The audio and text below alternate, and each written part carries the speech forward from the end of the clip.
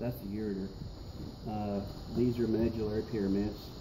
This is renal cortex. This is renal columns in between. Minor and major calyx, which drain into a pelvis. These are arcuates. These are interlobars, which is in the renal column. Those are interlobars. These are interlobulars. Which is the major and minor calyx, you said? This is the renal papillae, right? Mm-hmm. Drains into a minor calyx. Okay.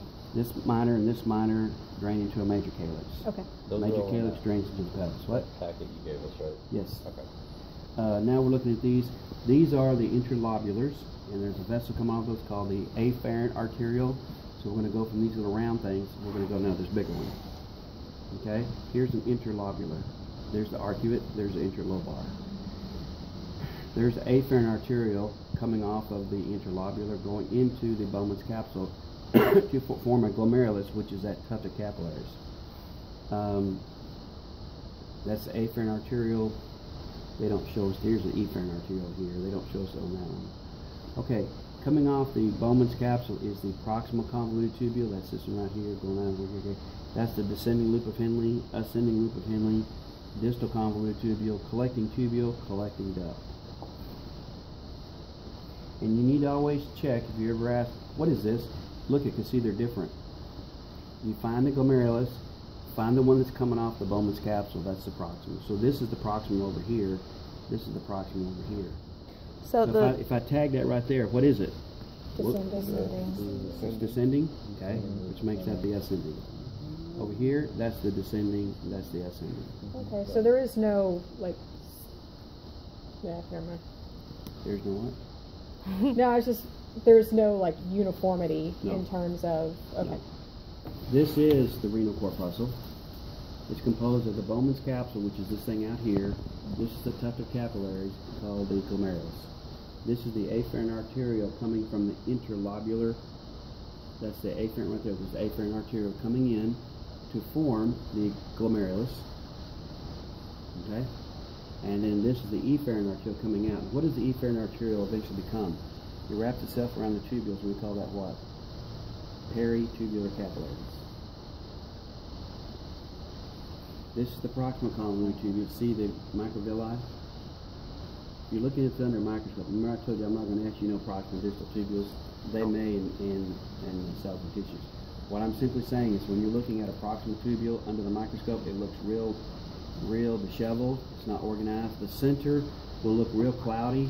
It's because it's voluminous. It's got lots of fluid. Okay. It also has these microvilli. The distal convoluted tubules under the microscope look nice and neat and all pristine. You can almost see every single cell individually, and each one has its own individual nucleus. That's how I tell them apart. This is afferent and efferent. We'll talk about the macula densa today. The macula densa is area we have a concentration of cells both in the DCT and in the afferent. This area here is called the Juxtaglomerular Apparatus, where the afferent arteriole meets up with the distal convoluted tubule. The afferent meets up with the distal. Because what's happening is these are monitoring the pressure coming in here or the pressure coming out of here. They're sensors. And this area right here is what determines if we're going to release renin or not.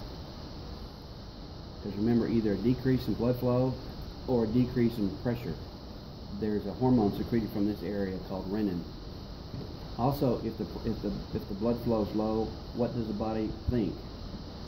If you have low blood flow, what does that mean? I need more red blood cells. So this is also the area where another hormone called Erythropoietin is released to stimulate bone marrow to make more red blood cells. It's released from the DCT? Area. Or from this area. Oh, okay. We don't know exactly where. We just refer to the area. Okay. I don't anyway. I mean, what I'm saying is there are people who allege that they know, but if you read most textbooks, it's real controversial. Okay. So I don't take a specific side on this. Controversial subject. I don't take a side on this one. Let me explain this to you.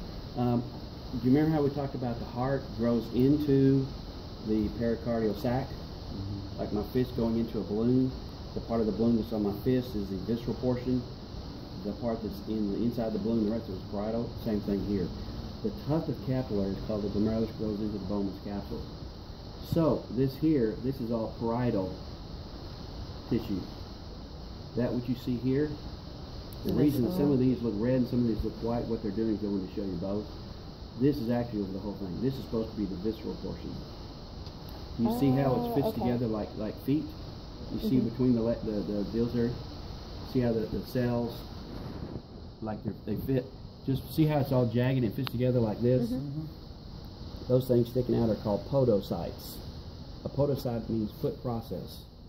In the filtering mechanism of the kidney,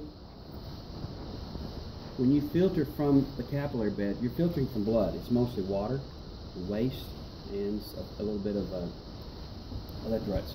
We do not filter albumin. I said again, we do not filter albumin. Any protein you find in your urine is actively secreted at a different site. You know, if you eat a steak, you're going to have protein in your urine. But if you go vegan, you're not eating protein, protein disappears from your urine. Okay? Now, if I have a kidney disorder, which you'll learn about soon enough, called nephrotic syndrome, where these foot processes, these podocytes, have been damaged, you're going to see some protein leaking out. So you end up with albumin in your urine. It's called nephrotic syndrome. And there's probably half a dozen things that cause nephrotic syndrome. But I just wanted to show. So these here represent cells, the visceral portion. This is the parietal portion out here. Okay? And again, DCT, PCT. The only other organ that I'm not looking at, we can do this next week, is the heart. No, so we've already done. On the heart, you need to know your 4 valves. You need to know, on the AV valves, you need to know the chordae tendineae and the papillary muscles. You need to know the 4 chambers. You need to know the arteries, both the right and left coronaries, on the heart and their branches. You need to know the great the veins. There's a great saphenous, coronaries. What are they? They all drain into the coronary sinus. What? No, that's an artery. The great in the middle veins? Yes. Okay. The great's in the front, middle's in the back, and all the veins drain into the coronary sinus. And of course you need to know the 3 vessels on the top of the aortic arch. What are the first vessels to receive blood coming out of the left ventricle? I'm looking at you, Courtney. Most of you missed it, so I'm picking on Courtney, but most of you missed it. What are the vessels? Your red blood cell coming out of the left ventricle. You just passed through the aortic semilunar valve. What are the first vessels you potentially can find yourself going into? What are the first branches of the aortic arch? That's why y'all missed it. I'm a red blood cell. I've just passed through the aortic semilunar valve. I look to the right and I look to the left. There's some holes right here.